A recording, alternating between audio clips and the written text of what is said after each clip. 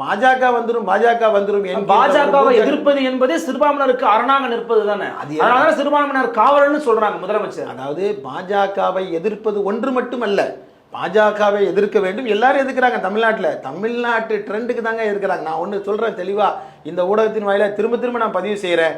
பாஜக எதிர்ப்பு என்பதை கடந்த 10 ஆண்டுகளாக தமிழ்நாட்டில் ஒரு நரேட்டிவாக, ஒரு கதையாடலாக உறுதிபட செயல்படுத்தியதில் எஸ்டிபிக்கு பங்குண்டு, முக்கிய பங்கு. தமிழ்நாட்டில் இருக்கிற எத்தனையோ கட்சிகள், இன்றைக்கு எங்களோட வந்திருக்கிற அத்தனை கட்சிகளுக்கும் பங்கு. நேற்று வந்த விஜய் கூட பிஜேபி எல்லாருக்கும் இருக்கிறது. அது என்ன, இது தமிழ்நாட்டுடைய ட்ரெண்ட். இப்படி இல்லை நாங்க இருக்க முடியாது என்பது தெரியும். அதை உருவாக்கியவர்கள் நாங்கள்.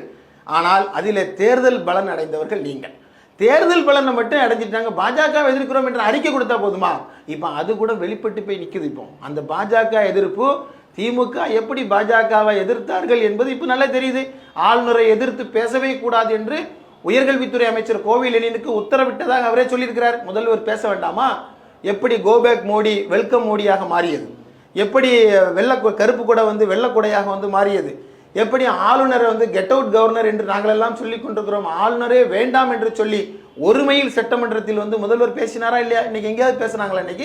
இன்றைக்கு எல்லோரும் சிரித்து கொண்டு அமர்ந்து கொண்டிருக்கிறார்கள். யாரும் இன்றைக்கு அதை பற்றி பேசுவதில்லை. பாஜக எதிர்ப்பை 2 பேரும் சேர்ந்து அழகா பேசி வச்சுக்கிட்டு நம்ம அக்ரிமெண்ட் பண்ணிக்கிறோம்.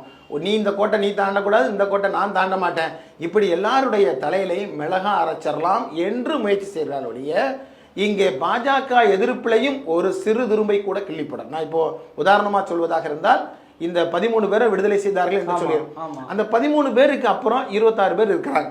நீதிமன்றமே சொல்லி காட்டிடுச்சு, ஏங்க இது கவர்னர் செய்ய வேண்டிய வேலை அல்லது அரசு செய்ய வேண்டிய வேலை. அரசு செய்ய வேண்டிய வேலையை பரோல் கொடுத்து எக்ஸ்டெண்ட் பண்ணிட்டு போறதுங்கிறது எந்த வகையில்? அதுக்கு நாங்க ஏன் பரோல் கொடுக்கணும்னு கோர்ட் கேட்குறது. கோர்ட்ல போய் தானே பரோல் எக்ஸ்டென்ஷன். பரோல் இருக்கிறது விடுதலை மாறுதானே, அது விடுதலை கிடையாது. அது எப்படி விடுதலை ஆகும்?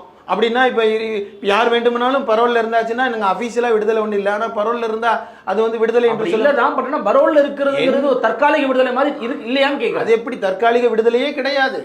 விடுதலை என்று நான் சொல்றேன், இதுல இருக்கிற ஒரு குறிப்பிட்ட சில பேரை தவிர, இந்த நான் சொல்லக்கூடிய 26 முஸ்லீம் ஆயுள் சிறைவாசிகளை குறிப்பிட்ட சில பேரை தவிர ஆதிநாதன் குழு எல்லோரையும் பரிந்துரைத்து விட்டது விடுதலை செய்ய வேண்டும் என்று. ஆதிநாதன் குழு பரிந்துரையை வாங்கி கொண்டு நான் விடுதலை செய்ய வேண்டும் தானே சொன்னாரு. அந்த பரிந்துரை குழு ஏறத்தாழ பண்ணி 2 வருஷம் ஆச்சு இல்ல.